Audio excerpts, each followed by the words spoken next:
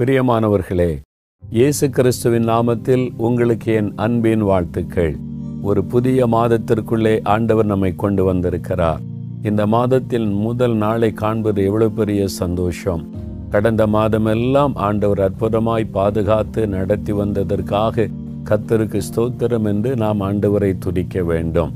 இந்த மாதத்திலும் பல சவால்கள் நமக்கு முன்பாக இருக்கலாம். இதற்கு என்ன செய்வது, அதற்கு என்ன செய்வது, இதை எப்படி தீர்ப்பது, எப்படி இந்த பிரச்சனையை தாண்டுவது, பல கேள்விகள், பல பிரச்சனைகள், பல போராட்டங்கள் உங்களுடைய வாழ்க்கையை சூழ்ந்திருக்கலாம்.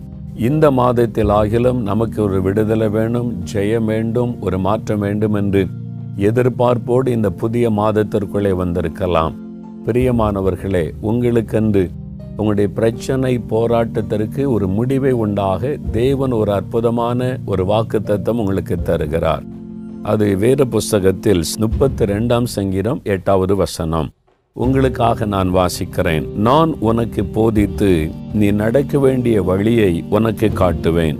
உன்மேல் என் கண்ணை வைத்து உனக்கு ஆலோசனை சொல்லுவேன். இதுதான் தேவன் கொடுக்கிற வாக்குத்தத்தம். உங்களுடைய பிரச்சனைக்கு ஒரு தீர்வு வர வேண்டும் அல்லவா? அந்த தீர்வு தேவனுடைய ஆலோசனையில் இருக்கிறது. அப்ப அந்த ஆலோசனை நீங்கள் பெற்றுக்கொண்டால் அந்த பிரச்சனைக்கு தீர்வு வந்துவிடும், அந்த போராட்டத்திற்கு முடிவு வந்துவிடும்.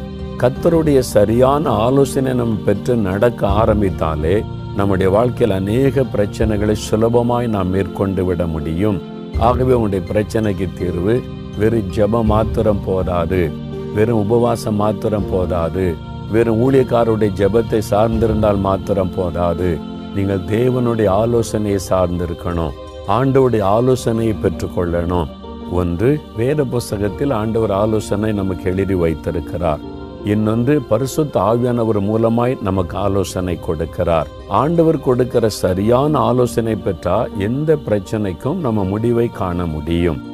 அப்போ தேவனுடைய தெளிவான ஆலோசனை நமக்கு அவசியம். நம்ம உலக மக்களையும் உலக வழக்கத்தையும் பார்த்து பல தீர்மானம் எடுக்கிறோம்.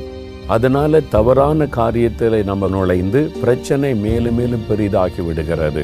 அதனால் ஆண்டவர் உங்களுக்கு வாக்கு கொடுக்கிறார், நான் உனக்கு ஆலோசனை சொல்லுவேன், நீ நடக்க வேண்டிய ஒரு வழியை உனக்கு காட்டுவேன் என்று சொல்லி. அப்போ அந்த ஆலோசனைக்காக தேவ சமூகத்தில் காத்திருக்கணும். அப்படி நீங்கள் காத்திருந்தா உங்கள் வாழ்க்கையில் இன்றைக்கு வந்திருக்கிற எல்லா பிரச்சனைக்குமே ஆண்டவர் சொல்யூஷன் வைத்திருக்கிறார், தீர்வு வைத்திருக்கிறார். அழகாய் உங்களை காண்பித்து நடத்துவார். இன்றைக்கு ஆண்டவரே எனக்கு ஆலோசனை தாரும். இந்த மாதத்தில் இந்த பிரச்சனை எல்லாம் தீரணும், என் கடன் பிரச்சனை தீரணும், ஃபேமிலி ப்ராப்ளம் தீரணும், இந்த பயம் உள்ளத்தை விட்டு போகணும், இந்த வியாதி மாறணும், எனக்கு ஒரு தீர்வுக்கு சொல்லுங்க அப்படின்னு ஜெபிக்கணும். ஜெபம் பண்ணுவீங்களா?